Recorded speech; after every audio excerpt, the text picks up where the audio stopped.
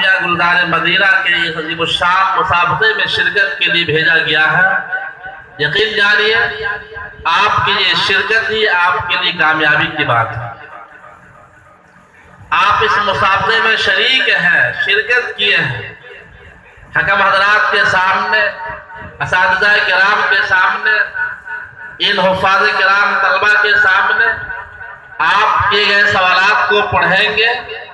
یہ پڑھنا خواہ وہ اٹک کے پڑھا یا پورے طور پر صحیح پڑھ جائے، یہ سب آپ کے لیے جو ہے بڑی بات ہے، بڑی ہمت کی بات ہے۔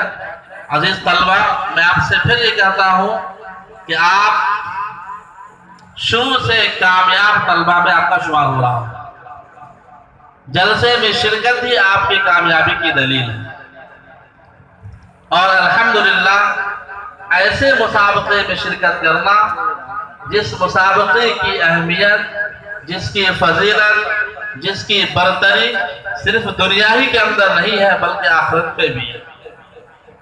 مسابقے بہت ہوتے ہیں، مسابقہ کرکٹ کا بھی ہوتا ہے، مسابقہ فٹ بال کا بھی ہوتا ہے، مسابقہ تقریر کا بھی ہوتا ہے، مسابقہ تحریر کا بھی ہوتا ہے، مسابقہ کھیل اور کود کا بھی ہوتا ہے، لیکن ان سارے مسابقے سے بڑھ کر سب سے بڑا مسابقہ ہمارا یہ حفظ قرآن کا مسابقہ ہے۔ عزیز طلبہ، آپ مکمل 30 پارے کو حفظ کیے ہیں، اپنے سینے کے اندر محفوظ کیا۔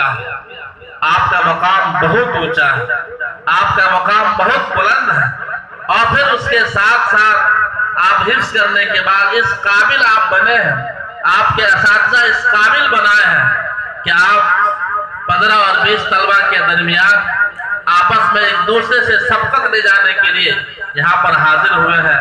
میری طرف سے آپ کے لیے دعا ہے کہ اللہ آپ سب کو کامیاب بنائے، اچھا حافظ قرآن بنائے، آپ مدرسے کا نام روشن کرنے والے بنیں، اپنے اساتذہ کا نام روشن کرنے والے بنیں، اپنے گھر والے والدین کا نام روشن کرنے والے بنیں، اور قیامت اور آخر وقت تک اللہ تعالی ہم سب کو قرآن پاک کی تلاوت کی توفیق عطا کرے۔ وما توفیق الا باللہ۔ میں اس کے بعد صحابہ کے استاد محترم حافظ ایوب جانی صاحب سے درخواست کرتا ہوں کہ وہ نعت پاک پیش کریں۔